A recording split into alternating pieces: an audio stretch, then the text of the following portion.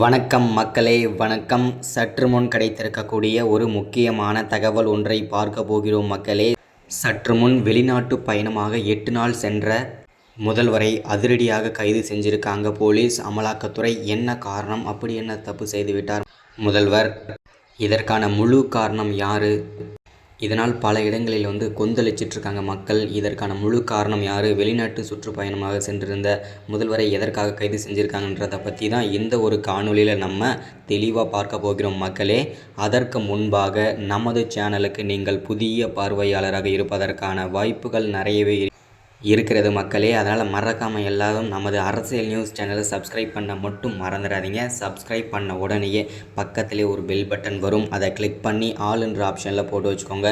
தொடர்ந்து நம்ம வீடியோ போட்டோம்னா உங்களுக்கு நோட்டிஃபிகேஷன் வந்துடும். அதை பார்த்து தெரிஞ்சுக்கலாம் இன்றைக்கி என்ன அரசியல் நியூஸ், இன்றைக்கி என்ன அரசியல் அப்டேட்ன்றதை தெளிவாகவும் துல்லியமாகவும் தெரிஞ்சுக்கலாம் மக்களே. அது மட்டும் இல்லாமல் வீடியோ பார்க்குற ஒவ்வொருத்தரும் மறக்காமல் வீடியோவுக்கு லைக் பண்ணுங்கள், ஒவ்வொருத்தரும் வீடியோவை ஷேர் பண்ணுங்கள். ரொம்ப ரொம்ப இம்பார்ட்டண்ட்டாக இருக்கும். ஓகே, வாங்க வீடியோக்குள்ளே போகலாம். சற்று முன்பு கிடைத்திருக்கக்கூடிய ஒரு முக்கியமான, பரபரப்பான, அதிர்ச்சிகரமான, ஒரு சோகமான தகவலை இந்த ஒரு காணொலியில் பார்க்க போகிறோம் மக்களே. என்ன அப்படின்னு பார்த்தீங்கன்னாக்கா, வெளிநாட்டு பயணமாக சென்றிருந்த முதல்வர், அதாவது பிரான்ஸ் நாட்டுடைய முதல்வர் சுற்றுப்பயணமாக 8 நாள் போயிருந்தார். ஸோ அவரை பார்த்திங்கன்னா விமான நிலையத்திலே பார்த்தீங்கன்னாக்கா போலீஸ் அதிரடியாக கைது செஞ்சுருக்காங்க. என்ன காரணம் அப்படின்னு பார்த்தீங்கன்னாக்கா, சனாதன வழக்கில் பல சர்ச்சைகளில் சிக்கிட்டு வந்துட்டுருக்கும் பல அமைச்சர்கள்.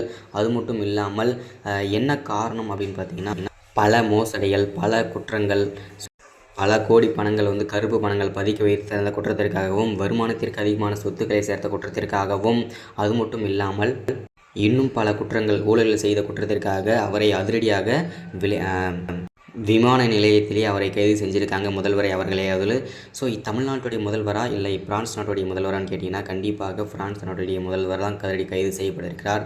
தமிழ்நாட்டுடைய முதல்வர் ஸ்டாலினை அவரை தொட முடியாது, அவரை யாராலும் அவ்வளவு சீக்கிரம் தொட்டுவிட முடியாது. ஸோ அவர் இல்லை, பிரான்ஸ் நாட்டுடைய முதல்வர் தான் தற்போது கைது செஞ்சுருக்காங்க. இது பெரும் பரபரப்பை ஏற்படுத்தியிருக்குது அந்த பகுதி மக்களோட. அது மட்டும் இல்லாமல் பல போராட்டங்கள், பல பூகம்பங்கள் வெடிச்சிருக்கு. அது மட்டும் இல்லாமல் ஆட்சி கலைவதற்கான வாய்ப்புகளும் இருக்குது. ஏன்னா முதல்வரை கைது செஞ்சுட்டாங்க. துணை முதல்வரை அவசரமாக நியமனம் செய்வதற்கான வாய்ப்புகளும் நிறைய இருக்கிறது. அதை நம்ம பொறுத்திருந்து தான் பார்க்கணும் மக்களே. அது மட்டும் இல்லாமல் திமுகவுடைய தற்போது நிலைமை என்ன அப்படின்னு பார்த்தீங்கன்னாக்கா, திமுகவில் இருக்கக்கூடிய மூத்த அமைச்சர்கள், முக்கியமான அமைச்சர்கள் எல்லாம் அமலாக்கத்துறையிடம் சிக்கி சின்னாபின்னம் ஆகிட்டு வந்துட்டுருக்கிறது. ஆல்மோஸ்ட் எல்லாருக்குமே தெரியும்.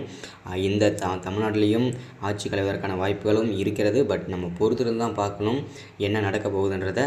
மறக்காமல் நமது அரசியல் நியூஸ் சேனலை சப்ஸ்கிரைப் மட்டும் பண்ணிடுங்க. Thank you, welcome.